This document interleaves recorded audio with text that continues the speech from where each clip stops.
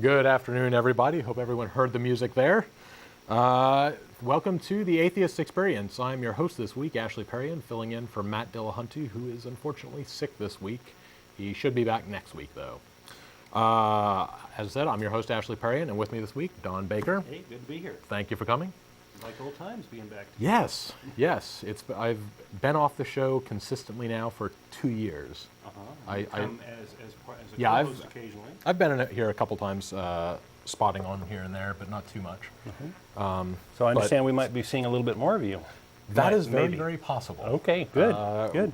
Still looking at things, but Okay. space may have opened up. Try to put you on the spot here. So yes, I know. Anyway, welcome back to the show. Thank you for watching. This is the Atheist Experience.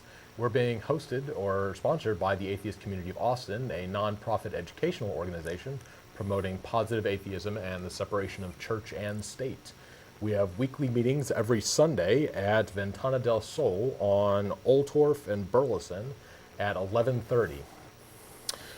Any atheist-friendly people are welcome to come to pretty much any of our meetings. You don't have to be a specific member of the group or anything like that. But it is just for atheist-friendly. We don't want anybody coming there preaching, trying to convert, or anything like that. That's what this show is for. We will put up the number in a little bit later, and we welcome you to call in and argue with us and give us your ideas. Other things that we do, the group is every other Sunday. We have the Nonprofits Internet Radio Show, they had a show yesterday, and the next one's going to be March 10th. That's every other Saturday at 2 o'clock. And if you go to our website, atheist-community.org, there's more information there. We also have Atheist Happy Hour every Thursday at 7:30 at Ninfa's on Anderson Lane near I-35. It's just north of I-35, or I-35 and 183 intersection there. Also, the first Sunday of every month, we have our lecture series at the Austin History Center on 9th and Guadalupe. The next one's going to be next week, March 4th, and we're going to have 3 members of the Travis County Archaeological Society and giving 3 mini lectures covering human history in Texas and archaeology in general. I believe you had a little bit more on that, or did you? Yeah, well, I just wanted to add that the lectures are free and open to the public, and we do this as a community service so that we can bring in people who share common interests with atheists. Okay. And I believe the 3 lectures that we have here, we got the title of it, it's like 3 mini lectures.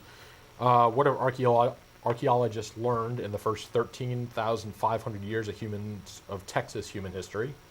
The life and times of a contract archaeologist, and who are the stewards and what do they do? So those are the 3 mini lectures. Yes. Good deal. 3 different people coming in.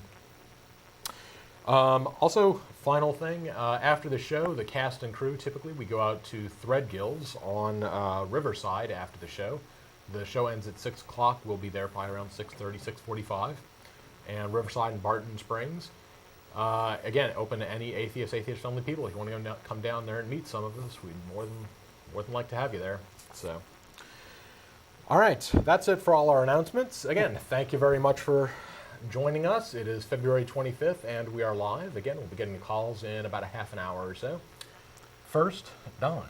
Okay. What you got for us? Well, just to kind of dovetail on the announcements here, I wanted to let people know that we do have a substantial number of folks listening to this show via podcast and MP3 download, and that's something available on our website. And if you can't watch the show on Sundays, if you're busy on Sundays, you can play it in the car, you can download it to your iPod or whatever and do that. And we also have quite a bit of video of our recent shows, about 1.5 years worth of video out on Google Video, and you can find it via our website as well. So we have, so there you can see us lots of different ways. Yeah.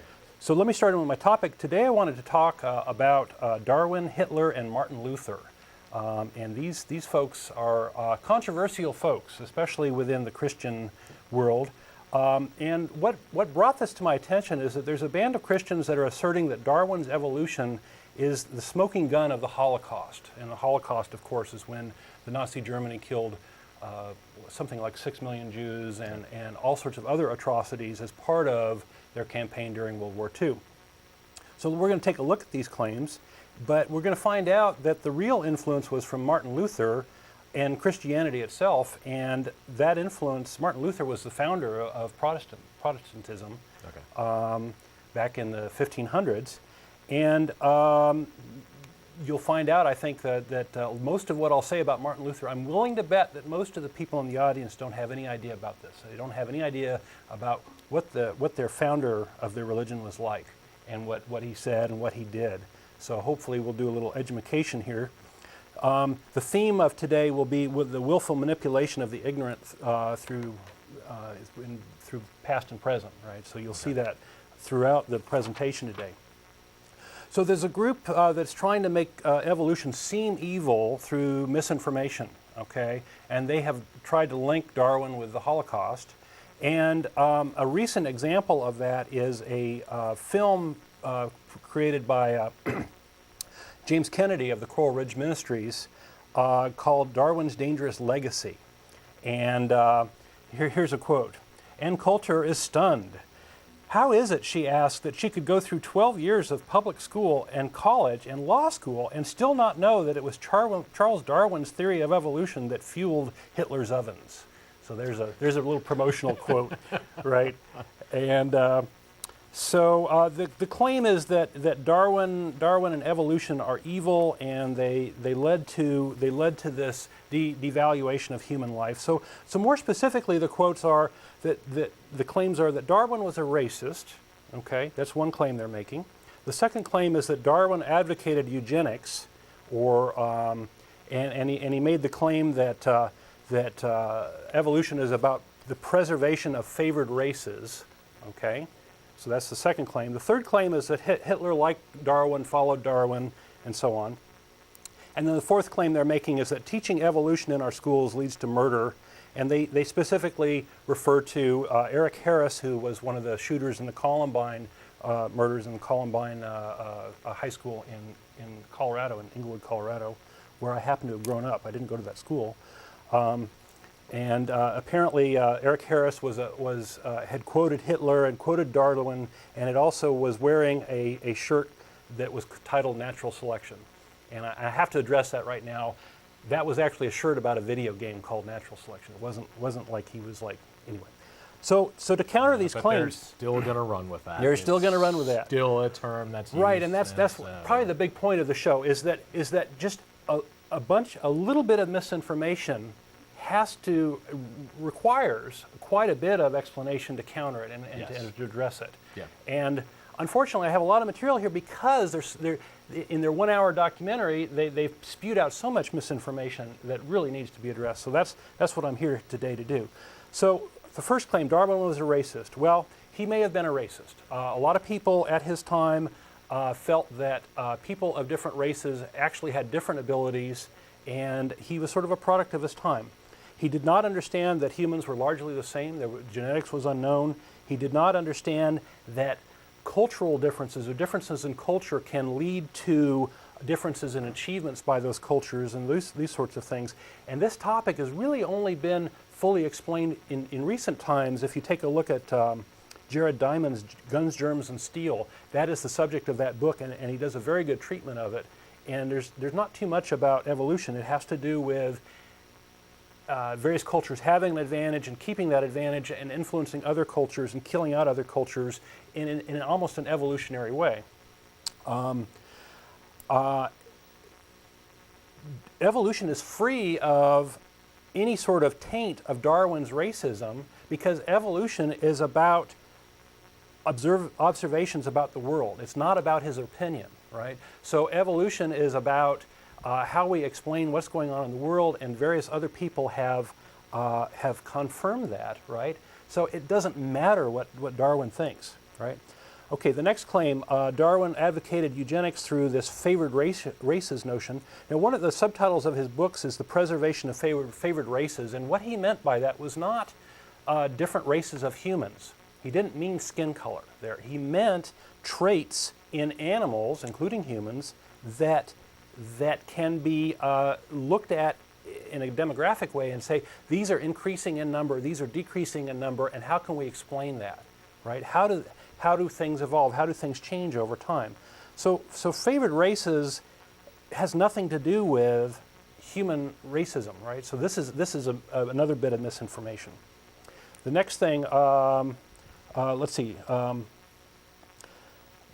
There is this use of the term eugenics, and there was a eugenics movement in Hitler's time that fueled some of the killing that went on, and eugenics has become a very emotional word. It's loaded with emotional connotation.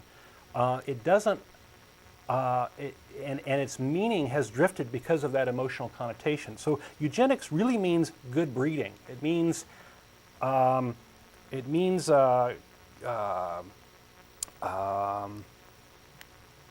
making things better through breeding, and so all of animal husbandry, right? If we're creating cows for juicy steaks, that is eugenics, right? We have a Nobel Prize laureate in College Station by the name of Norman Borlaug, who used evolution and eugenics to develop grain crops that have fed 1 million people, right? That's eugenics. If we have in vitro fertilization and fertilization treatments, that's eugenics. If we have doctors going out and picking out the best looking blastocysts out of a bunch of them to choose which ones to implant in a woman who is undergoing intravenous fertilization, that's eugenics. Prohibitions against incest are eugenics. Arranged marriages are eugenics. Also, forced sterilization is eugenics, and killing can be eugenics under certain circumstances. So there's a whole spectrum of good and bad there, right? It's really not necessarily a bad thing. What you really need to do is to decide whether it's a good or bad thing is boil it down and look at who is doing what to whom, for what reason, and for what benefit, and how various people are being affected by that, right? That's what you really need to look at, right? And so eugenics, creating good crops or good animals or whatever, or picking a good mate, that's not necessarily a bad thing, right? If you are killing people, then that is a bad thing. And so you really need to decouple those things. And my claim here is that the Christians' use of the word eugenics is intentionally to confuse people and intentionally to muddy the waters. Okay, so Hitler like Darwin. Well, no, that's not true, because Hitler was probably a creationist, for one. Some of his quotes would lead you to believe that. He referred to the term evolution only once in his writings that we know of, and that did not refer to a biological context. It referred to a cultural context of various groups doing better than others.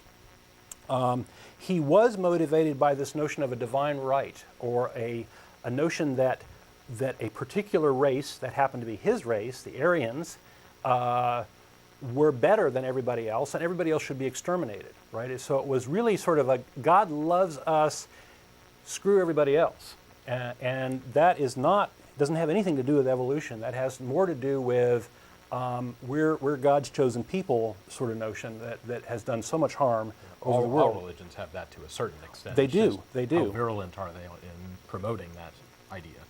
Right. So what's going on? What's really going on here is that Christians are trying to kill evolution because it's a marketing thing. The way I view it, right? The alternative is creationism, or God created it, and they want you to believe that, so that you believe you have this karmic debt of the original sin, for which they have the cure, Jesus, and they're going to sell it to you through tithes to fix that problem, right? With evolution, you don't have the problem to begin with, and it puts the con artists out of business, and they hate that. So if you go and look at the people involved in Kennedy's video, every last one of them makes a living duping the gullible. We have a lot of self-promoters and a lot of ID, intelligent design people, creationists. Ken Ham's on there, Ann Coulter's on there, James Kennedy's on there. There was a squabble about, they tried to get Francis Collins on there, and they did a little trick on him. Francis Collins is a fairly famous microbiologist who is involved with the Human Genome Project. Recently came out as a big Christian. He's the darling of the Christians right now, because he's a Christian. He's a scientist who happens to be a Christian. Yeah. He's also an evolutionist. right? So they duped him into doing an interview with them, and they used the material in this Darwin's Dangerous Legacy, and he was livid about it, and he withdrew his name and made them take him off of it. Did they basically just recut the interview to Yeah, they essentially removed make it. him say a lot of things that he didn't really mean to say? Right. Okay. And let's see. He claimed that that James Kennedy is leader among a group of Christian supremacists who seek to reclaim America for Christ. He was absolutely appalled by Coral Ridge Ministries' doing. He says, I had no knowledge that they were planning a TV special of Darwin and history. I find the thesis of Mr. Kennedy's program utterly misguided and inflammatory. I would agree with that. So ironically, this guy, Francis Collins, is somebody who makes a living doing something real, right? He doesn't have to gull people and dupe people to make his living, so he doesn't want to be involved with that. Okay, so who really was, so this Darwin thing is very, very questionable, right? So I would claim that who really is associated more with the Holocaust is Martin Luther, the founder of Protestantism, and he influenced, and Christianity as a whole, I think influenced Hitler far more than evolution or science or any of that.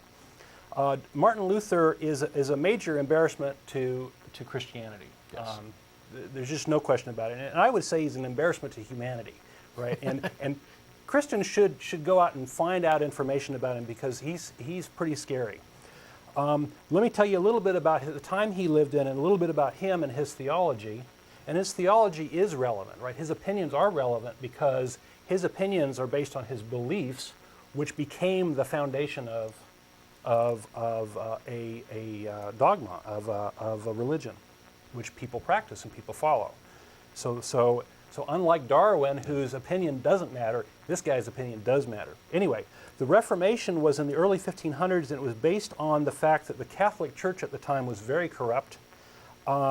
It abused its power. It had questionable taxation practices. It sold indulgences, which is a great scam. They'd make up rules that, hey, you can't marry your third cousin because God will get you, but if you give us money, we'll say a special prayer and that'll fix the problem. So that's the notion of an indulgence, and it's just an obvious scam. You could also buy titles from the church. You could become a priest by giving them money, or you could become a pope, not a pope, but a bishop. Okay. They had questionable theology, including purgatory, devotion to Mary, intercession of saints, and of the authority of the Pope. All of these things are difficult to substantiate with the Bible, so a lot of folks were kind of grumbling about the fact that they were promoting these things. Some of the other influences at the time was there was recently a Black Plague, which killed off vast numbers of people, and actually the ones who were left, the lower classes, end up being much more valuable because the upper echelons who had all this land and whatever, because all the dead relatives bequeathed them land, didn't have anybody to take care of the land. And so they had this problem that they didn't have all the slaves and serfs and such to go take care of it. So people became more empowered as a result. Also, the invention of the printing press is very relevant here because we have people not only empowered financially, but they're empowered intellectually. So the church was having a kind of having a trouble to adapt to the new times. By the way, the church was the Catholic Church at the time. There wasn't a Protestant church because it hadn't been split off. So this all led, this Reformation led to a schism. So the Catholics went off in one direction, and a whole bunch of other groups came off in another direction, like an explosion, right? A multi-way explosion. So on one side we have the Catholics. On the other side we have groups we call the Protestants, although that included the Lutherans, the Reformed, the Calvinists, Presbyterians, and Anglicans, right? So a whole bunch of different groups, and they've continued to splinter. So it's almost like a atomic atom, disintegrating in a bunch of different pieces. Anyway, there are some differences. There's some major differences between Protestantism and Catholicism, and I would say the two major differences are whether Protestants claim that you can be saved just through your belief, and that your actions don't matter so much. Catholics, it's much more muddy as to how you get saved. but actions certainly matter. Yeah, within Catholicism. there are a few things within the church that must be done to be considered right. saved Right. or So some of your actions earn matter. your So spot. that's one of the big divisions. The other big division, the other big difference in my mind, is that Catholicism is a hierarchy, a centralized hierarchy, and Protestantism is much more of a band of terrorists out there, loosely formed and forming little unions and doing different things. And they often divide up because of various wedge issues that come up. Like right now, you're watching it happen with gay rights and gay marriage and gays in the church. Those are wedge issues that are dividing the churches, and you can see that even today. And this is so they're all splintering, and it's all dividing up like different they may species. prefer the term Yeah. grassroots effort though than terrorists Right. probably. Right. So those are the ways in which those are different. But I want to emphasize that the Protestants and the Catholics were very much the same even after the schism in many more ways. They both hated Jews terribly. They were more or less united against the Jews, and both of them practiced inquisitions. Both Protestants and Catholics did that. Both of them had plenty of corruption, and both of them make their livings on the manipulation of the ignorant. And we see this even today. So the similarities of these two things, I think, are far more important than their differences, which is kind of theological differences. So now let's take a look at Martin Luther and his theology. Now, theology, I would claim, is a rationalization about one's personal fantasy. Okay, and that's all it is. Okay, you are rationalizing a set of beliefs for which you don't have any grounding in reality, Yep. right? And you're doing it in such a way as to make it, put a lipstick on that pig, right? So, a person's biases, a person's beliefs, a person's hatreds can become doctrine. They can become part of a theology because those things are opinions, and they can get rolled up into the theology, and that theology can be spread through the church, right? So Martin Luther was working within the system of Christianity to change it. There's some myths about him standing up and being a bold leader and challenging the Catholic Church and forming off in a new thing. No, what he actually did was when he tacked this 95 theses on the church door, that was just kind of like a primitive memo system, right? That's like sticking a note on your refrigerator to your wife, go get us some milk. These were items for discussion. It was a bulletin board, effectively. So there is no moral thing here. What really led to the Reformation was the bungling of the handling of some of these issues by the Pope at that time, right? So he wasn't really that big a deal. Now, you can judge a man by his beliefs and his actions. So let's take a look at Martin Luther's beliefs and actions, right?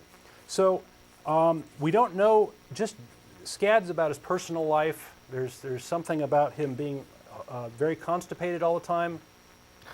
We'll just leave that alone. Okay. We do have a lot of quotes from him. He wrote a lot. He was a monk and a professor. So let's start with some quotes, and we'll start with some, and later we'll talk about some of the things he did. So some quotes I agree with. On marriage, he says, "I cannot forbid a person to marry several wives, for it does not contradict Scripture." Okay, so I agree with that. That's true. That's what the Bible says. That traditional marriage have multiple wives. Okay, so far so good, right? He had some quotes that I also agree with that are a little more controversial. He says, "Reason is the enemy of faith." Right? Yes. Absolutely, right? Faith and reason are completely at odds, right? If you have reasons for something, you don't need faith, and so on. He says reason must be deluded, blinded, and destroyed. Faith must trample underfoot all reason, sense, and understanding. Wherever it sees must be put out of sight and know nothing but the Word of God. So that's another choice quote. Whoever wants to be a Christian should tear out the eyes of his reason. Okay, so he liked his people gullible and easily manipulated. I'm afraid that the schools will prove the very gates of hell unless they diligently labor in explaining Holy Scriptures and engraving them onto the hearts of the youth. Okay, so those are some some quotes I agree with. I agree We may be with coming at it from a slightly different angle than he did. Now, the Christians probably won't agree with a lot of those. So here, some strange quotes. He had some very interesting quotes about free will. He says, the will is a beast of burden. If God mounts it, it wishes and it goes as God wills. If Satan mounts it, it wishes and goes as Satan wills. Nor can it choose the rider. The riders contend for its possession. So he claims that people were sort of didn't have free will themselves, but that it was a big fight over who was going to whip that ass. It was all demons and fairies out there that are controlling what you're actually doing. You're the devil made me you're just a puppet. So. He said, mankind has free will, but it is free will to milk the cows and build houses, nothing more. Wow. So those are kind of interesting. Now we get into some meatier stuff. On the notion of sin, Martin Luther, his notion of sin was that, Jesus died for your sins. Who are you to not accept that wonderful gift and take advantage of it, right? So his idea was sin, you should go out and sin all you can, right? So he says, God does not save all those who are only imaginary sinners. Be a sinner and let your sins be strong. But let your trust in Christ be stronger and rejoice in Christ, who is the victor over sin, death, and the world. So again, it goes back to that moral blank check that you're given. That's right. In Christianity, you can do pretty much whatever you want as long as before you die you say, you repent, I'm sorry, I accept Jesus. Or you go confess, and then you're good to go. You're good to go. Right. He had a similar notion about lies. What harm would it do if a man could told a good strong lie for the sake of the good and for the Christian church? A lie out of necessity, a useful lie, a helpful lie. Such lies would not be against God. He would accept them. It's a lie for God. Okay, so what about some of his actions? So that's kind of fun. During the time he was supposedly challenging the Catholic Church, there was this peasants' revolt of 1525. This is after his 95 Theses. The peasants were revolting. Peasants in Germany comprised about 80% of the population. They lived in abject and degrading conditions. They started a revolt. The cause of it is not clear, but there were lots of simmering discontent. Thousands of revolting peasants armed with only scythes, forks, and knives were no match for the nobles' military might. Luther sided with the nobles. Let's see. Luther actively encouraged the nobles to suppress the revolt by violent means.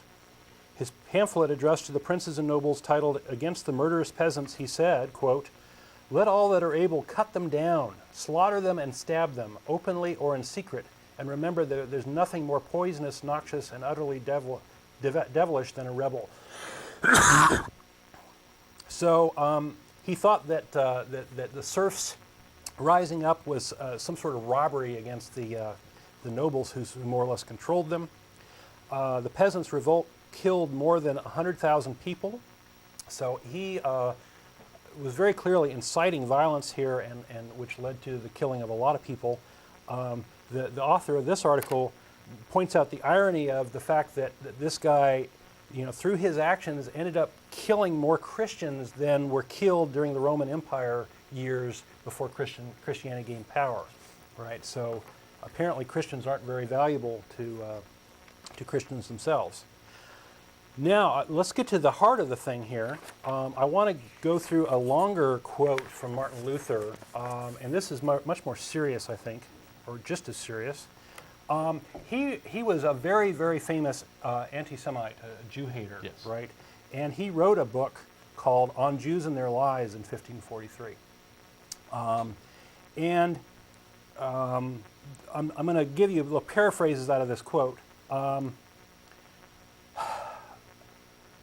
Let's see. What shall we Christians do with this rejected and condemned people, the Jews? Since they live among us, we dare not tolerate their conduct, how we are aware of their lying and reviling their blaspheming. If we do, we become sharers in their lies, cursing and blaspheming. Then he goes on to say, I shall give you my sincere advice.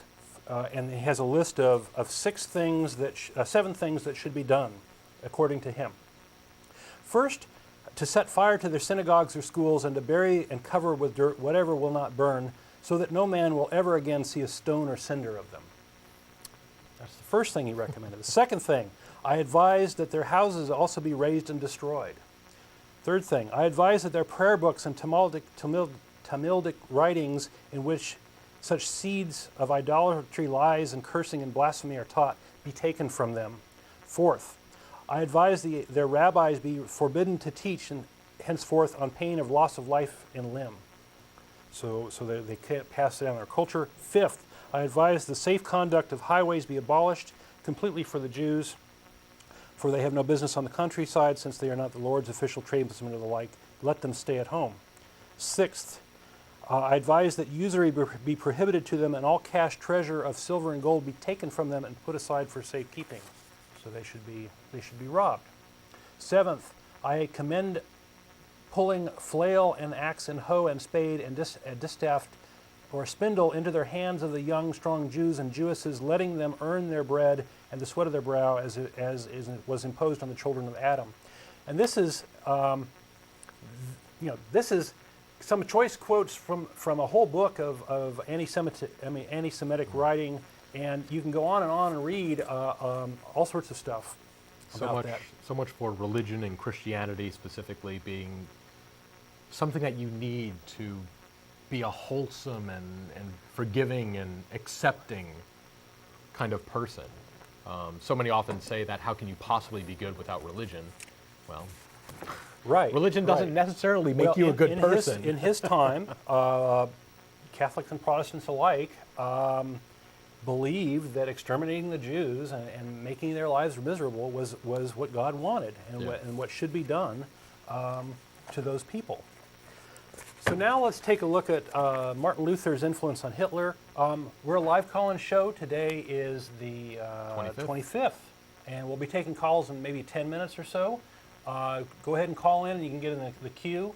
We have open lines, and you can call about the topic at hand, which is Martin Luther, Darwin, and Hitler, all the Bambis of the world, I guess. Or never heard Hitler described as Bambi before, but okay. You can call about atheism or what we're about, or give us Pascal's wager, because we haven't heard that yet today. Okay, so Martin Luther and Hitler. So Hitler adored Martin Luther. Okay, although Hitler was a Catholic, was raised in the Catholic Church, claimed to be a Catholic. He was steeped in Catholic anti-Semitism. Let's see.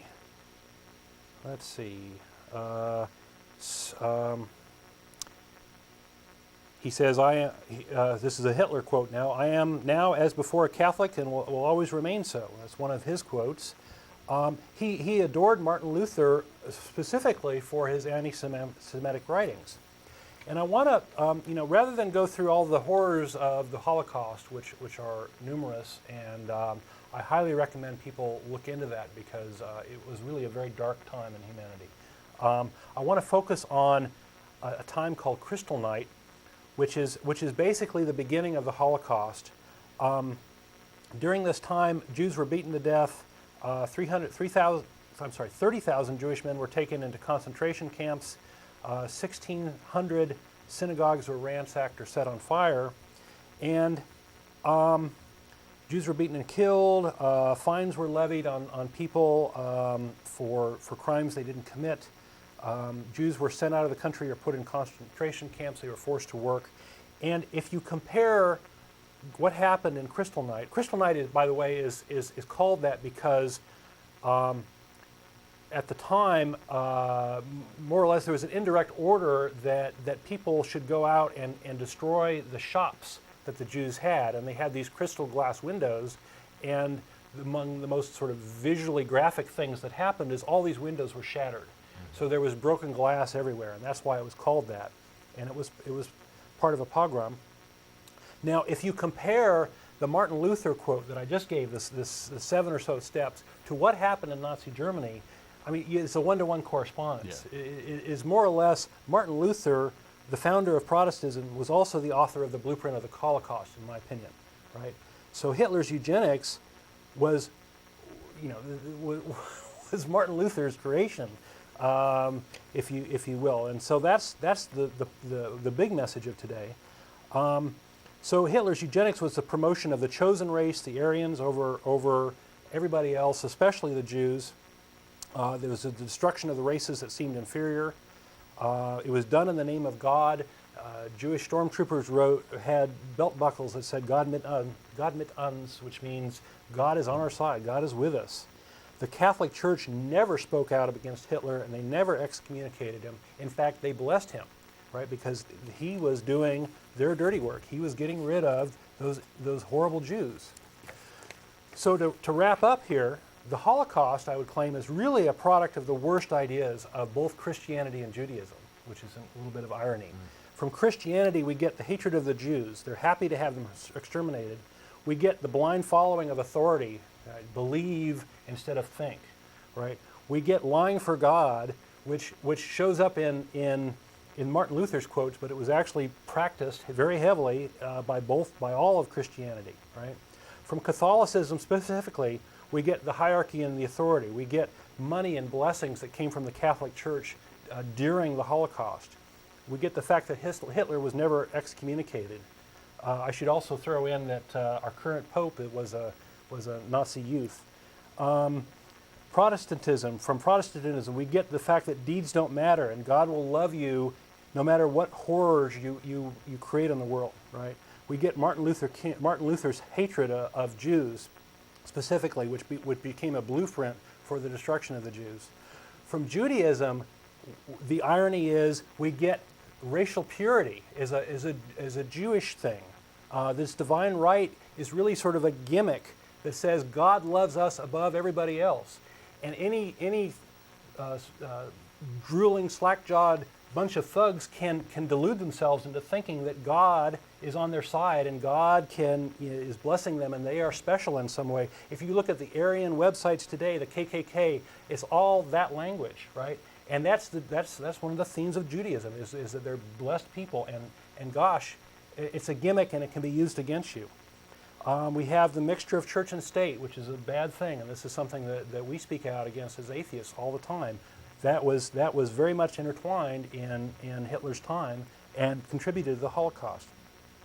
So conflating evolution with the Holocaust is really just trying to hide the horrors that come from belief in God, right? It's willful disinformation, it's lying, and it's also hiding the real influence of religious belief in the Holocaust and some of the horrible things that have come up, and specifically from Martin Luther and from the Catholic Church. So that's my presentation for today. We can take some calls. Okay. Yes. I thought it would go longer. No problem. I had a lot of stuff here, and we can delve down into. There's lots of interesting tangents here. Yeah. So we're open for calls. Yes. Again, the phone number is on your screen. We're live today. It's February 25th. If you have any questions, comments on either what we're talking about specifically or anything in general, go ahead and give us a call. Before we get to a caller, I know you've been on the hold for quite a while. We'll get to you in just a second. You made a comment that the current Pope was a Nazi youth. That's right. Just in the total interest of fairness, from my understanding, vast numbers of kids were in the Nearly Nazi everybody. youth program. It was sort of like a really, really, really popular Boy Scouts. It's Right. not exactly a military organization where Right. they're going out, And killing Nazis or Jews or his anything response like that. when So, being asked about that, Pope Ratzinger, Yeah.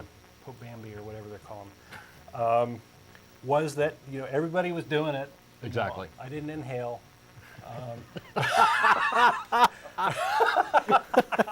Something of that nature. He certainly didn't stand up to it, right? So, anyway, if Christians are have this great moral authority, they should have known better, right?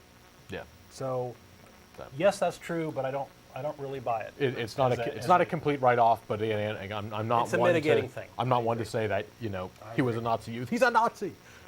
Okay. Not quite so much. Anyway, in the interest of fairness, Yes, we thank you want for to be fair pointing that and out. we're Thank trying you to for be pointing that even-handed out. on the show. Yes. Anyway, okay, we've If got I callers. said anything wrong, please call and correct me. Exactly. If you've heard about any of this in your church, call and tell us, because I'll be amazed. See what the other side says. So. Okay. All right, Peter, you there? Hello. Hi, good afternoon. Hi. I would like to talk about Hitler and his beliefs. Okay. Okay, his main thing, he believed in, the idea of a dictatorship. Sure.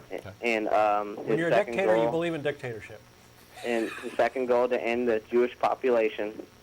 Yes. But one thing people did not know is that they missed in history. He would perform in this show where he'd go do do do do do do do do do. I'm Hitler. I'm Hitler. You have anything else for us? Is that a joke?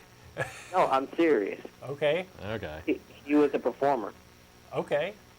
Well, and sometimes he'd perform on stage, and he was people seem to miss definitely that. a good orator, I guess, Yes. would be the right term. He was very good at I mean, motivating people. he's the kind of guy that you go there and you hear him speak, and he can really raise emotions. He gets people going. Yeah. Now, whether you But agree like with him or after not, it's a he'd give different. his big speeches, then he'd have to go back to rehearsal to be like, do do do do do Okay. do. I'm Hitler. Thanks for your call. Yeah, thanks for calling. On to the next one. So, again, as I said, we are live today. Phone number's on your screen. Please go ahead and give us a call. So I understand that Hitler was went to a monastery for training. He was going to be I guess a lot of kids at that time got religious training. And, Yes. And I understand that the emblem of this monastery actually had a swastika in it, right? And so he Was that may have kind of where he it was may taken have, from. Yeah, borrowed that emblem from there. Yeah.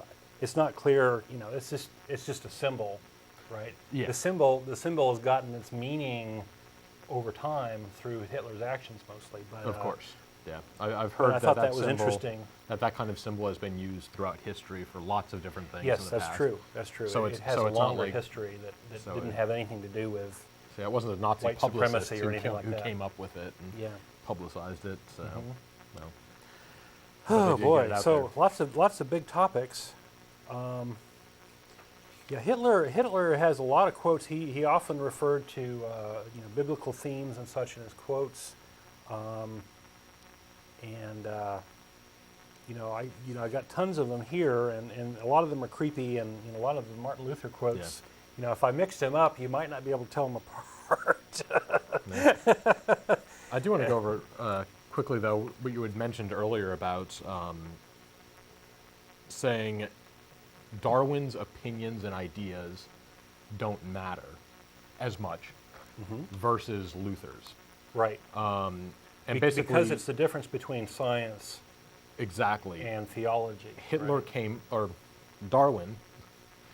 That's a Yeah, get bad these three slip of mixed the up tongue and there. you're Darwin promoted a scientific theory. Right. Now, whether you like him as a person or not, believed in his personal beliefs or not, The only thing that doesn't matters is matter. whether his theory exactly does explains his the world theory- or not. Exactly. Does his theory hold water or not? And through everything that we've seen in science, yes, it does. It does that quite well. Now, can we be distasteful about, did he own slaves or was he a racist or whatever? Maybe. Who knows? Right.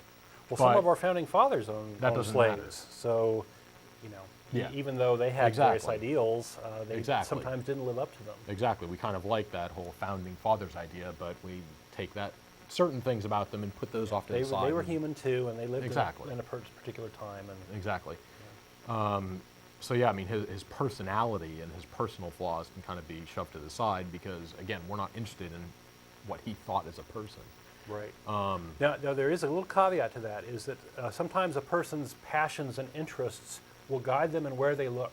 Yes. Right. But what they find and how they explain it is ultimately what matters. Right. Yeah. So that's anyway. I guess one of our callers said that Martin Luther was against the science of Galileo and Copernicus. So that was another little tidbit. Yeah, Martin Luther is a pretty interesting character Yeah. in Yeah. a lot of And and getting back though to what I was saying, again, we can kind of discount Darwin, but Luther is the one who came up with that branch of Christianity, I guess. Yes. And yeah. so his opinions are the branch was founded on his opinions and his ideas and his interpretations. That's right. And so that That's is right. much more relevant Because again, the Bible promotes so many things, or it can be twisted to support so many things. Any idea that you can possibly come up with can be supported with the Bible if you do a little bit of homework on it. Right. And to be fair, one of the things he was advocating is that people be empowered to read the Bible on their own and interpret the Bible themselves. Yes. Or take a lot of different interpretations that other people might have. Yeah. Because he wanted to break up this monopoly that the Catholic Church had at the time of we decide what the Bible says. Yeah. Right. We own the Bible. You can't see it. It says this, right? It says, this whole purgatory thing was certainly made up. Yeah, as another gimmick. I was studying to a make lot money. of that stuff a couple months back, and it was very interesting that yes, in Catholicism, typically it's, as you said, the hierarchy type thing, where you have these people who are higher up. They will interpret and teach you what the Bible says. That is their job. Right. Whereas in Protestantism, right, go ahead and read it. And as a Interpret it result, for yourself. with the different Protestant sects, we have a huge diversity. Exactly. An enormous diversity. We have the Calvinists, Yeah. that believe that everything is predestined. We have the Everyone who reads it has a different opinion. Amish, right, who Yeah. believe in a very simplistic life. Yeah. Right. We have the snake handlers. We have the holy rollers. We have all sorts of these things, all branching off. Right. Yeah. I know we've got a couple of callers on the line. We're waiting to get some numbers up, and There we as go. I speak, so it is. The wheels are turning. All right. Dave, you there? Yeah, hey guys. Hey. Don, I just wondered while you were looking into the Hitler stuff, if you ran across how much of that mystical, like lost ark kind of stuff did you find out about Hitler? One, and secondly, I'm going to get off the air. That's why I'm putting these together. And secondly, I heard something on Catholic radio today, which was pretty amazing. There's some bishop somewhere. He's agitating to get the idea of conscientious objection. You can't qualify for that unless you're a member of the Catholic Church, because anyone that's not a member of the Catholic Church can't possibly have a conscience. Wow. That's hilarious. Yeah, it was incredible. Okay, I'm going to go now. Thanks a lot, Okay, guys. thanks. Okay, thanks for calling. So yeah, there are these memes, these ideas around that Hitler was an atheist, right? Or Hitler was a pagan, and those are simply not true. There was, because of this divine right thing, there was this notion of let's look back into our history, the Aryan history, and what cultural influences or whatever, and how can we put this on a pedestal? And there was some of that. Hitler didn't necessarily buy into a lot of it. Some of the folks under Hitler, whose name I don't remember, were very big into it and were trying to promote it. But Hitler himself wasn't very big into it. As to the atheist thing, if you if you read Hitler's quotes, you'll quickly find out that he wasn't an atheist. He believed in God. He believed that he was doing something for God. He was Catholic and all these things. And more importantly, he was good at manipulating people who were Christians, right? I mean, the Lutherans and the Catholics within Germany were the people who made this thing go, right? If the Holy Spirit somehow magically existed and had any influence over those people, Hitler would have been assassinated or put out of his business, right? Right. So Hitler wasn't alone in doing this, right? Hitler had a lot of accomplices and a lot of people who bought into these ideas, and unfortunately they had a media that was spreading propaganda and lies and hiding a lot of the atrocities that were going on. And one of the things the Americans did when they went in and seized Germany after Hitler's regime died out is they made German common people help bury the dead in these concentration camps. And these people were completely shocked as to what was going on. So there were people at various levels who knew various things. So the higher ups certainly knew what was going on. The common people may have been duped, were likely duped, because these things were really horrible that were going on. So. Yeah, and I know I've heard a couple of things, documentaries and such, where after the war they brought some Germans out to concentration camps, stuff like that, and some of them a lot of them had simply no clue Right. as to what was actually going on behind the scenes, essentially. I mean, this wasn't on front page news. We gassed another 30,000 a day. Yeah. It was very much And on the it's background. my understanding that even the sort of guilt and remorse over this, as in the German culture, still exists today. Yeah. And a lot of kids today don't understand it. Growing up in Germany, that they feel this remorse and such, and they don't even really understand where it came from and all. And maybe the guilt isn't quite so necessary. I think what we really need is education into how this thing happened. How can we prevent it in the future? What were the things that led up to it? And there were a lot of factors that contributed, right? There was the religion thing. There was, complicit media. There was, a lot of misinformation. There was the poverty in Germany that caused people to try to find an enemy or a scapegoat for their problems, and the Jews were targets. There was a lot of things. By the way, there is a Holocaust museum in Washington, D.C. that I think personally is a must-see thing. I'm not real big on Judaism, but I hate to see genocide. I hate to see anything, such a horrible thing happen to anybody. And I highly recommend folks go and check this out. And there's a smaller Holocaust museum in Houston that I haven't been to. Okay. All right. Okay, let's get back to a couple callers here. We've got Terry. You there? I'm here. Hey, what you got for us? It seems to me like you guys are doing the same thing Hitler did. You're blaming the Christians for everything. No, I'm using facts. No. If I've said anything wrong, please you didn't correct mention me. Bonhoeffer. Did I say anything wrong? Tell me anything that I said wrong. What you said you said that everybody followed Luther, and Bonhoeffer did not follow Luther with regard to his Calvin. They hated opinions each other. about the Jews. Do you remember Bonhoeffer? Do you know about him? Do you know what he did? Yeah. And he was an exception that you didn't mention. Okay. Now mention him, and then I'll get off the line. Well, Okay, I'll tell you what. we're not trying to say that. Line. We're not trying to say that every single Christian Yes, you is were. also a Hitler. Yes, you were. And that's why I called. Yeah, Okay. you were. Okay. Okay, well, Bye. Bye. thank you for your opinion. Yes, I mean, occasionally on our lectures and what we say, it can sound like we're lumping.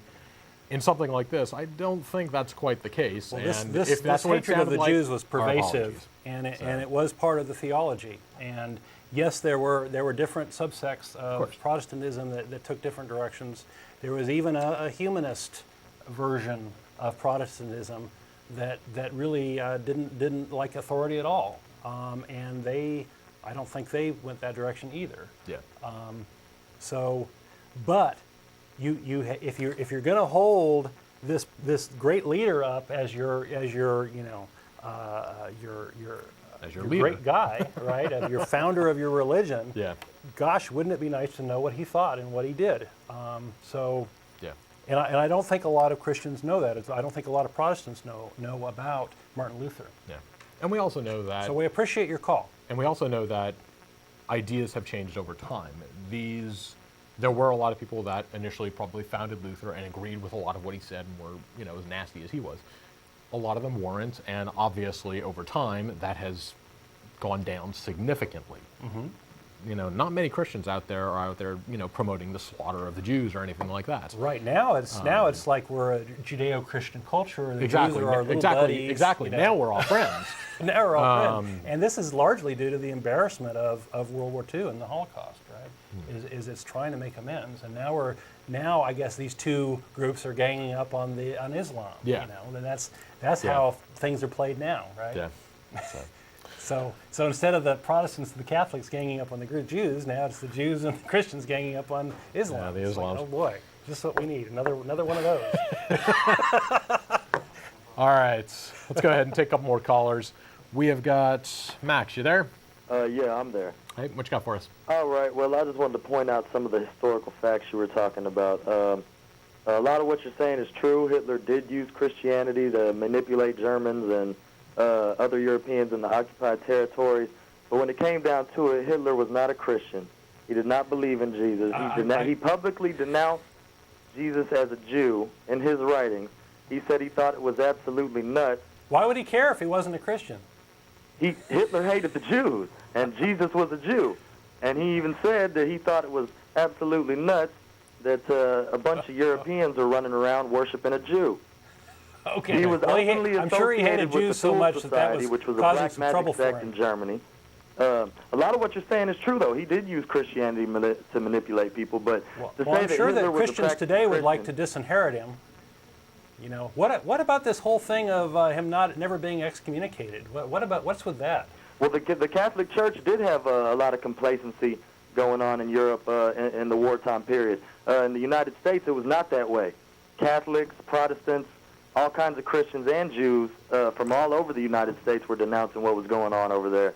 The Catholic Church in Europe, of course, was another story, and nobody's going to be foolish enough to get up on TV and start talking about that the Catholic Church has never done anything wrong.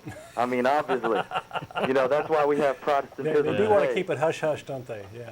So, But as far as Hitler being a Christian, now you need to go back and research that again. He was openly associated with the Thule Society, which was, like I said, a black magic sect in Germany at the time. No, I have researched it, and I've come to the conclusion that he was very much steeped in Christianity, and many of his quotes he says that, you know, I can hit some of these again if you want. Have you ever heard of Rauschning, the Voice of Destruction? No. Yeah, well, it was a book of Hitler's writings that came out after he was dead, and it really shows how perverse his mind was. He said that many different things about the Jews. As we know, he all hated the Jews. Jesus was a Jew. Any Christian will tell you that. Anybody who you don't even have to be a Christian, just be a historian. Jesus was a Jew. Hitler knew this, and he detested the fact. He detested that fact. I have no doubt about that. Most of the quotes I have are from Mein Kampf, which was basically his main writing that led to his Yeah, it was a rise to propaganda power. scheme. It's just like Bush gets up there and talks about Christianity when he's not doing anything at Christian at all in his office. I mean, politicians will use religion in any country in the world to manipulate the masses. Everybody's got their own definition of what Christianity was. Yeah. He thought he was doing God's will, and he thought he was doing it as a doing Christian. his God's and will. you might disagree with that. Well, yeah. and But I hope his you God do. is not the Christian God. Hitler worshipped the devil. And okay, that's open fact. okay, but you see that's the problem with a lot of Christianity is that whenever somebody who claims to be a Christian steps out of lines, all the other Christians point to him and say, "But he's not a real Christian." But that's true, And though. so- How okay, can so you then call yourself nobody a is Christian ever if you a don't live by Christian. certain principles? Then nobody's ever a Christian because all Christians interpret the Bible and have their beliefs about God being a little bit different. Well, okay, And let so me they'll ask you say, this. Do you "I'm a believe in- real Do you believe in the Christian." theory of evolution? What about it? Do you believe in it? Do you believe it's true? It is the theory that best supports the evidence out there. All right, well, check this out. Say somebody came up to you and said, all right, I'm a faithful Darwinist. I follow Darwin's theory of evolution to a T, but There's no I don't practice or believe in natural selection. You'd be like, well, that really doesn't make a lot of sense. And I it's the agree. same That thing doesn't with make any sense at Christianity. all. I mean, if you say, hey, I believe in Jesus, and you go out there and shoot 5 people, I mean, you're not really doing what you're supposed to do. Not necessarily. Darwin Again, doesn't. Evolution doesn't advocate action. If you look in the Bible, It's a description of the world. it depends on what they're shooting them for. But Well, typically, I agree pretty with much that, too. anything, I mean, if you see anything could be supported. You don't think that a child molester deserves to be shot? That's Or, not. a person who's That's committed harming treason? another human being. That's harming another human. Well, yeah, that's but that's harming beside another human being. That's But beside human the beings point, harm though. other human beings every day, That's- regardless of what country or what faith or what race or whatever. Okay, but that's beside the point. Would they consider themselves a Christian? Maybe. Who are we to say no, they're not? Well, I If guess they you would- can you back would it up have with to- some kind of scripture or their beliefs, then if they believe that Jesus resurrected and is their Savior, then for all intents and purposes, they're a Christian. They can be the slimiest person out there in the world. That doesn't make them not a Christian. It just makes them a bad person. Well, you can believe in Jesus and still not have the relationship that you need to have with him. You can know that he. And all of this exists. is irrelevant to morality. It's beside the point. You said what's irrelevant All of this to is morality? irrelevant to morality. What is irrelevant to morality? You see, the game is, if there's a good guy, Christians say, oh, he was a good Christian. If there's a bad guy, oh, he didn't believe like he should have. All right, but what I'm talking about with Hitler, It's a rationalization he was game. openly associated with witchcraft societies. You cannot. That's like playing both sides of the field. It's ridiculous. I mean, No, you that's can't. propaganda. I'm sorry. That's like you saying, "Well, I'm an atheist, but I'm a Christian too." I mean, how would that look? You No, can't it's- worship the devil and be a Christian. It doesn't work. And that's all Well, I got actually, to you say. can. Thank you, guys. I mean, the devil is part of Christianity. So. Well, I know that Christians want to disown Hitler. You know, I think the real lesson here is a deeper lesson. The lesson here is that we are all capable of doing harm to other humans, and we are all capable of being manipulated in the absence of perfect knowledge, and we are all capable of having our hate aroused and having our emotions aroused. And if you want to call that evil, I don't like the term evil because it's a meaningless term. We all have this potential to harm people, and if you say it's one thing or another, you end up missing the fact that you miss out on the fact that there are influences that people have that you need to look at, right? If you just write it off and say, oh, that was just astrology or pagan whatever, you kind of miss out. You miss out on looking at what the real influences are, and you end up missing out on the lesson of the fact that we're all capable of evil, we're all capable of harm, and we need to sort of look at how our actions affect humanity and whether our beliefs are based on the truth or whether they're based on propaganda. That's the real lesson, I think, out of the Holocaust, is that you really have to open your eyes and look at what is there and not just write it off as, oh, he wasn't a true whatever, he believed XYZ, therefore XYZ is bad. We can forget it all. We can forget it all, right? We've analyzed it and Problem we're done. solved, let's go home. Right. So the real lesson, I think, is that we're all capable of doing harm. Anyway. And to bring this back to what, again, I guess more present day, we often get the idea that you need Christianity to be a good person. You can't be good without religion of some kind, and some will go so far as to say you must be a Christian. Obviously, just being Christian isn't good enough.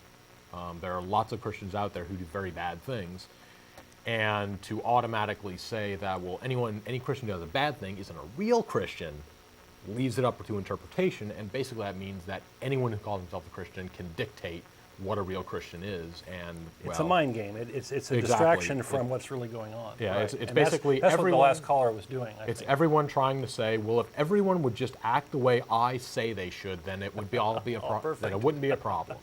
If I could just be grand high poobah of the world, then everything would be fine. So, and maybe it would, but we're not going to give you that chance just to find out. Let's go on to Steve. You there? Yeah. I get sort of irked when Hitler's a popular person to either associate with or disassociate with. Yes. Yeah. And I think it's all, not to trivialize what happened, but I think that is all a tangent. I mean, just even getting into a conversation, you're like Hitler, you're not like Hitler. Yeah. This is why Hitler thought this and you think that, et cetera, et cetera. I mean, to me, it's main thing. Well, doing that trivializes what actually happened. When people say that, the EPA, it's like Nazi Germany, they won't let me smoke outside. Right. Get real. But the thing I think I want to think about when I think we're learning from the Holocaust and Hitler is a lot like what Don was just saying, that how is it that everybody can follow that kind of leadership? And what is it that lets people go along with it, tacitly participate, either be ignorant and contribute to, et cetera?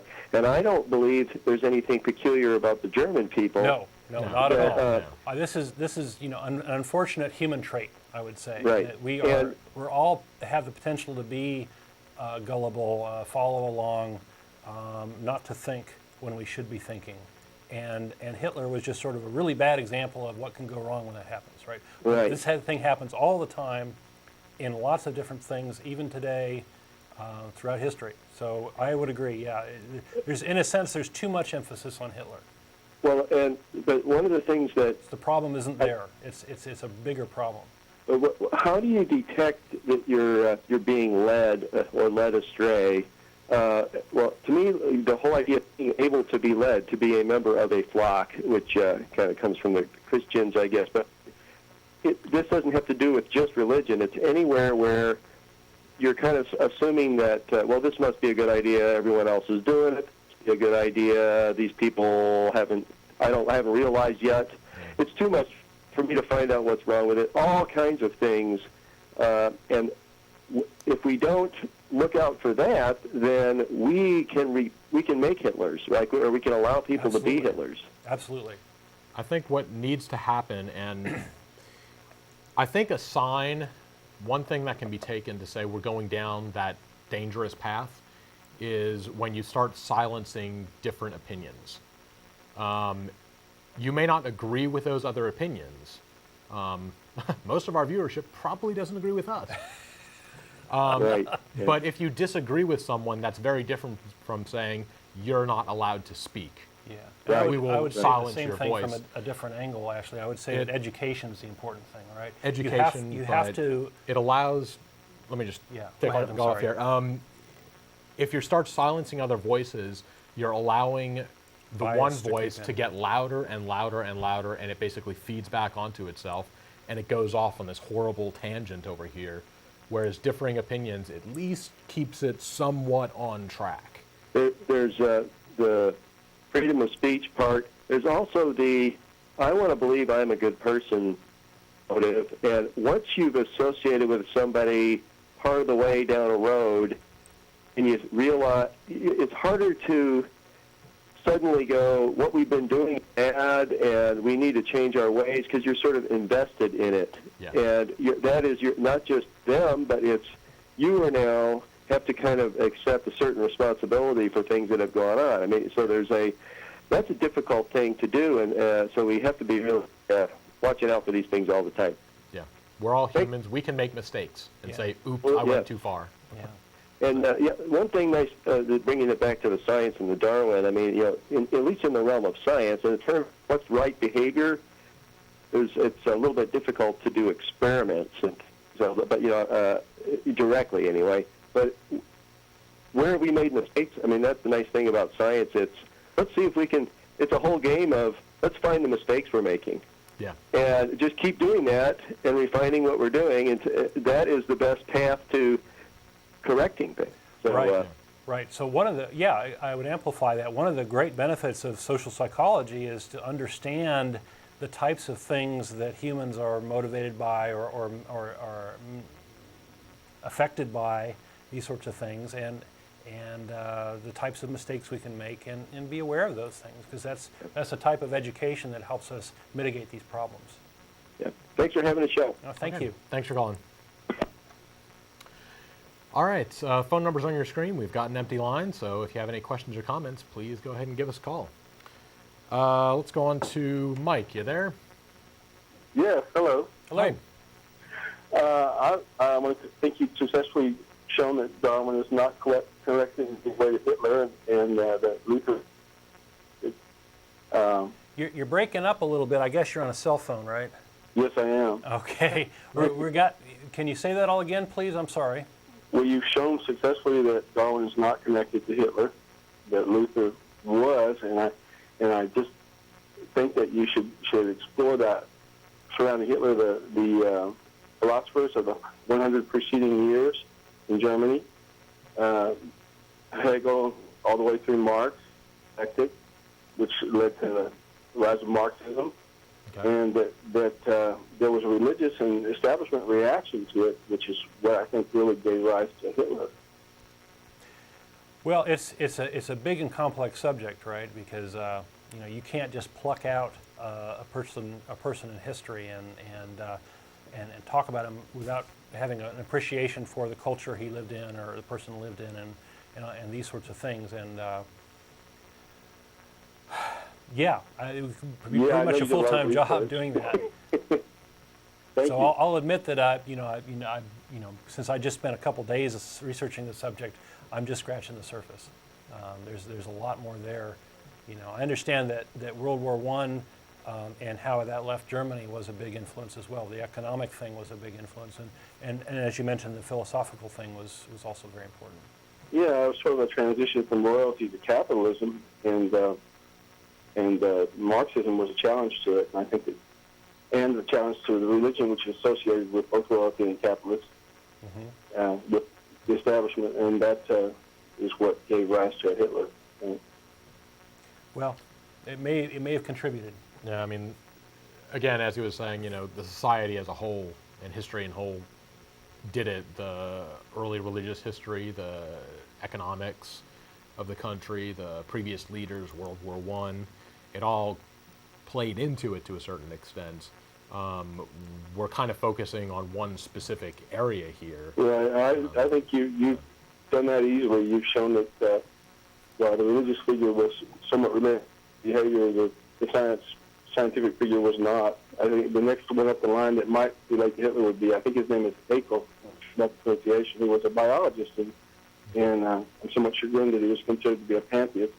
Okay. We're certainly not claiming to be all know it's about Right. German history or Hitler. All right. Well, thank you for your call. Thank you very much. Thanks, Sean. All right. We got some more callers. Yes. Oh, but we're going to Threadgills after dinner. Yes, Come yes. down and join us. Quick if you want to reminder. have some friendly conversation. Exactly. After the show, all the cast and crew, we go down to Threadgills and have dinner. Any atheist friendly people, you're more than welcome to come down and join us and give us your opinions and chat over a burger. Again, the show ends at 6 o'clock. We'll be down there around 6:30 or so. And just ask the wait staff where we are, and they'll usually know. All right, so let's go on to Max. You there?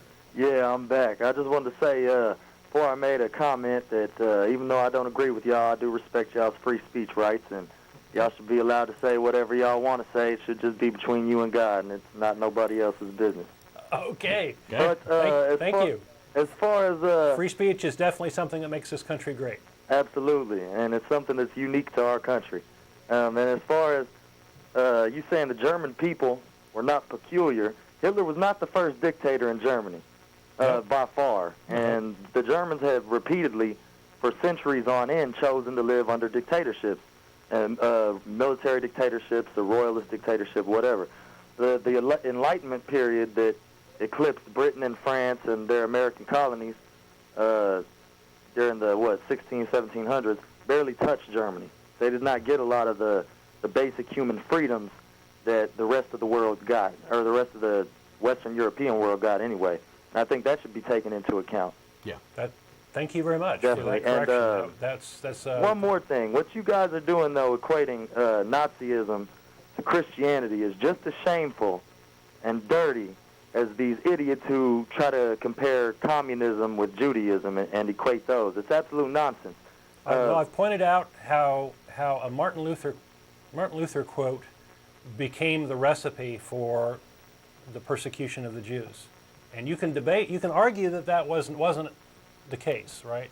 You can argue with my facts, but I think I've presented the facts in that situation. What exact quote was this? This is from the Jews and Their Lies. I think that was The name of his book? This is remember if you watched the show, I went through the 6 or 7 things that Martin Luther advocated to be done to the Jews. And then my point was that that's what Hitler did do to the Jews, is more or less that became the recipe for what Hitler did. And it's well known that Hitler liked Martin Luther and appreciated Martin Luther and thought very highly of his anti-Semitism. So there's a deep connection between these two people.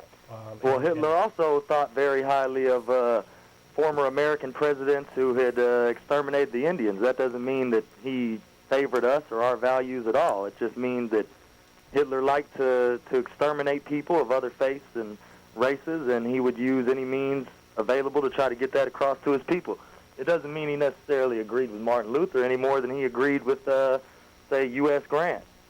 Well, that may be true, but there's an even weaker connection to Darwin, right? Yeah, which is what Christians are claiming. So there's a But fairly you recognize Hitler did, the Nazi regime did practice eugenics, which is pretty much based on Darwinism. they did try to purify their race. If Darwin were to advocate something, or if somebody were to advocate making our genes better, they might argue that we should intermix races to create more diversity. I agree. Right? Yeah, and that is the Greeks were a opposite mixed of race, what Hitler did, which was to purify his race over the others. So these are two different concepts. They're two different things altogether. Well, And yeah, Christians I have done a mean, great job in mixing that up and making it a big emotional thing. The fact is this: the Nazis and Hitler and everybody under them were a bunch of complete idiots, megalomaniacs, and they don't the truth have is- any truth is connection to deeper the than common that. Christian in the world at all. I mean, if you ask, I don't think you could find anybody who's a true Christian who would ever argue in favor. Tell me of exactly what is Hitler, a unless true they were a Christian. German or something. Yeah, but Tell me that, exactly what is a true Christian. A true Christian is one who tries to the best of their abilities to follow what was laid down by our Lord and Savior Jesus Christ. Okay, but Hitler may very well argue that what you should be doing is following God's will, and according to First certain, of all, if you read the according to Christian certain Bible, the lines Jews are in the God's Bible, chosen people. let me finish. According to certain lines in the Bible and certain philosophies and certain leaders, you could easily justify that. So then, he's right. I've never You're met right. anybody who's even studied the Bible. In the Christian Bible, Okay, well, Hitler's the one. New Testament, the Old Testament is the Jewish Bible. Both. The Jews are God's chosen people, period. I went to a Baptist Yeah, church but out in the middle of the but country. there's an and that was awful the first lot time of I- claim that the Christians. Jews killed Jesus. There are an right? awful The lot of Jews Christians didn't out kill there the who Jews. They would The killed disagree the message with Christian behind- God. He's dead. The message behind the crowd picking Barabbas over Jesus was not Jews murdering Jesus. It was the common people. It's to signify the reason that happened. that the may reason very that well that be happened true. This is all but this is that all the common debatable. people will turn their back on God. This is all debatable, but it still goes back to the point of anyone who's bad and claims to be a Christian isn't a real Christian. And everyone who does good works and happens to be a Christian, well, it's that's because like, he's a Christian. well, do you consider Osama bin Laden to be a true Muslim? Every Muslim I've asked said, of course not. I mean, it's ridiculous. It's According the to same, him, it's the same absolutely. thing. I don't know enough about Islam to be, Right. reciting scripture for them and say, look, here's where he went wrong. Is and George here's where Bush he got it a right. true Christian? I don't believe so. I mean, you might have a Many lot would of say people he that absolutely is. Many would be Right. like you and say he absolutely isn't. Because he I've was never supposed to read be the anything Messiah. in the Bible right? about preemptive war, about bombing a people over oil and money. No, Right. I've never heard of that in my religion. And Well, so I would think say this no. is all irrelevant to morality, right? We should be asking, is he doing good in the world? Is he harming people? Is he helping better What society? are you talking about, President Bush? Anybody. Anybody. Whether they're a true Christian or not is just a complete distraction from what we should be asking about. Yeah, how you want to label yourself is nothing to do with completely anything. irrelevant. Well, I mean, As we've said, being a that's Christian highly doesn't make debatable you a though, good because person. you got to remember we live in a country that's majority Christian, overwhelmingly majority Christian. Yes, I'm aware of that. Which goes But across again, according to every Christian racial out and, there, it's not real Christians. Huh? According to every Christian out there, they're not real Christians, though. Because people are going to look at the Catholics and say, they're not real not true Christians. Well, They look, look here at it their is. Here it is structure. right here. If the majority of the population was atheist, say, hypothetically, then you could get the most deeply religious politician in the world, and he would get up there and say, oh, I'm a fervent atheist. I believe in it all the way. That's what's going to happen in politics. Politics I is a dirty absolutely game. agree. There I are con absolutely artists out agree. there, and Absolutely agree that people are going to use whatever the people want to hear. and pull whatever get lever, elected. lever they can get their Absolutely. finger Yeah, on. exactly That's what's going going to on in the happen. Middle East right now. That's going to happen, absolutely. But again, that just goes back to the point of saying if you're a Christian, that doesn't necessarily mean you're good, bad, or indifferent. It's irrelevant. It means I don't absolutely believe that. nothing. I Let's believe look if at what you're if you actually doing in the practice world. the principles of either Christianity, But again- Judaism, Islam, Buddhism, Again- whatever. If you are a deeply religious person and you Again, follow God missing in the your point. own way, then how can your morality not be on a higher level than somebody who worships man? Because when you don't believe in God, that's what you do. You worship man. Hey, man's got a big benefit over God. Yeah, you know we- what that is? Man exists. Man exists. Hey, God exists. We've got a too. much better track record than most religions do. Oh, man So- only killed 50 million people in the last century. I mean, yeah, man has a good track record, my ass. We have a better track Okay. record because most of those killings were done in religion's name to some extent. So you're Granted, saying a lot that of them most- weren't, but a lot of them Actually, were. a great majority, the 50 million that were killed were in Europe by communists and Nazis, both of whom were fervently anti-Christian. So And communism was a religion unto itself. it, It Again, sought say that. to suppress rival religions. The Nazis claimed to be Christian. If you want to dispute that, no, the communists were forced atheists. You could not practice any religion in the communist country. yeah, and we're talking about the Nazis. Well, the Nazis, yeah. The Nazis claim to be manipulated, Christian. If you want to argue that, you go right ahead. But again, it's not going to get anywhere because labels don't mean anything at this point. What someone claims to be means absolutely nothing, and you going back saying, well, if they would just follow the real Christianity, then it would be okay. Well, that's true. Just basically means that if everyone thought the way I did, then the world would be a fine place. Well, you got to might be a better understand, place, though, but it may not be. we are a sovereign nation. I mean, we have our own set of values and beliefs, and I think that it would definitely be in our benefit to keep those going. I mean, what somebody wants to do, and that's the great thing about America. You can go out there and say, you know, I don't believe in God, or I want to worship this oak tree in my front yard, or, I mean, you can do whatever you want, and can't nobody tell you anything.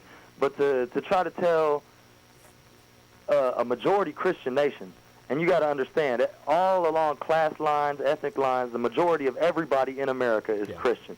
That's a fact that, you know, you just got to deal with. And while we have Jews and Muslims as well, they're allowed to practice their religion. They're not persecuted at all, unlike in other countries. And you're right. I believe that religion and government should be completely separate.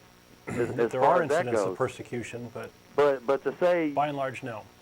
but to say that man, to argue that man is divine is absolutely ridiculous. No, I'm not we saying that. never I'm just said saying we that. exist. Yeah, we never what I'm saying. said that we are some peak of all concepts and ideas. Well, obviously. and Well, everything like okay, that. if God is not the supreme power in the universe, then who else is? It depends on your It's a point of nonsensical reference. question. It doesn't make any sense. How does it Ants not are make any really sense? good at breeding. Bacteria are really populated in this world. The flying spaghetti So you monster. think bacteria is the most powerful entity in the universe? It's a nonsensical question. Yeah. It doesn't make People any only sense. like God so they can suck up to him to get some reward. It's Power doesn't mean anything. It's how are you treating this world? How are you living in this world? How are you treating other people? To So sit do you here and believe in argue good and evil? what's the most powerful species on Earth So is going to waste a whole bunch of time. Hold on, to give you don't a believe in complete God answer. and you don't believe in the devil. Do you believe in good and evil? those terms are grounded in theological concepts that we don't Well, agree then with. how do you develop? How do you develop? we what- do. There is such a thing as harm to people, causing suffering. This is what our morality is grounded in. It's grounded in how it impacts other people, right? And that's why I made this flip comment about people exist. Is we have some basis for our morality that is tangible, that is real, that exists, and isn't this concept in people's heads that everybody disagrees about, right? So our morality is grounded in reality. It's grounded in humans, right? And whether or not they should be harmed or helped or these sorts of things, that's what our morality is about. But see that's the problem though, because not everybody agrees. You know, on what morality is. Some people. No. Some people. That's will exactly not the point. Be violated in one That's bit if they exactly stole your the car. point. You know. Yeah, that's exactly the point. That's exactly the point. We So all where can't does, agree. Where does good and evil come from? Who decides They're what's good and nonsensical what's evil? concepts. What, is it a They're majority rooted vote? in I mean, what is this it a supposed democratic God process likes what? or dislikes.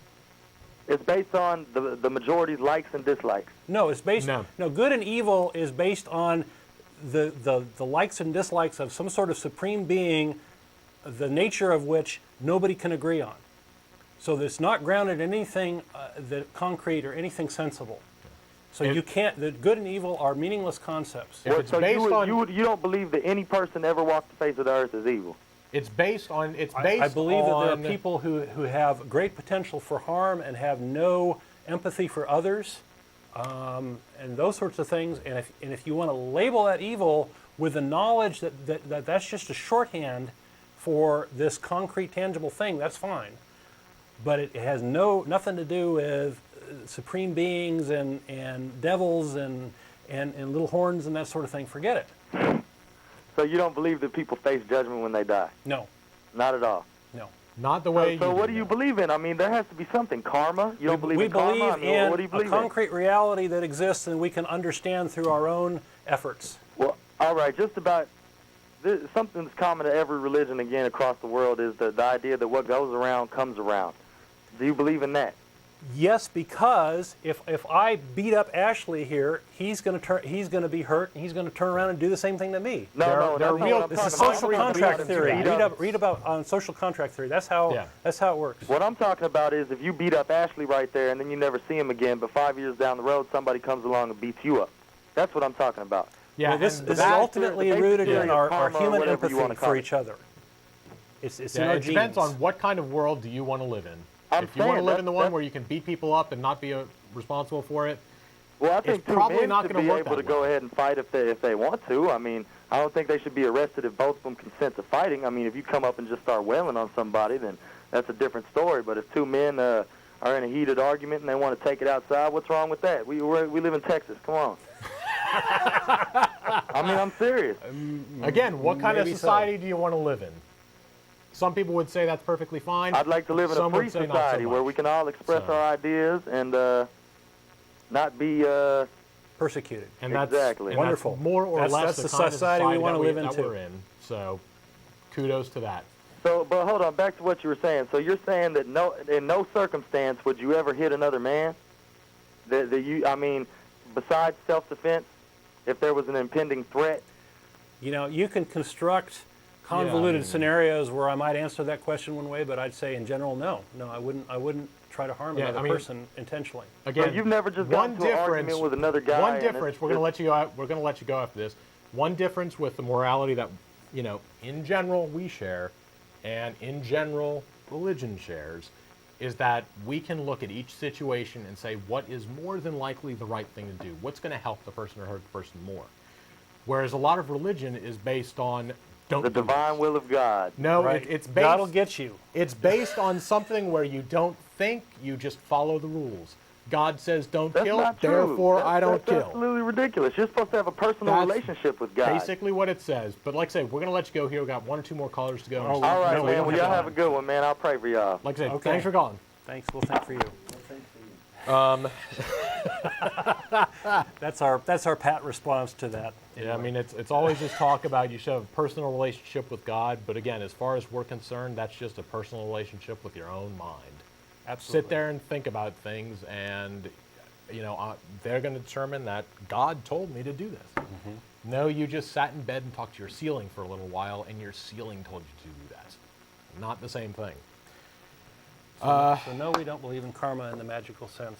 Exactly. We're responsible for our own actions. We're at it. We're low on time. Go ahead We got and a do couple it, minutes if you left. can. We're going to go to this caller again. Thread Gills, if you want to put that announcement back on the screen for anyone who wants to join us down there.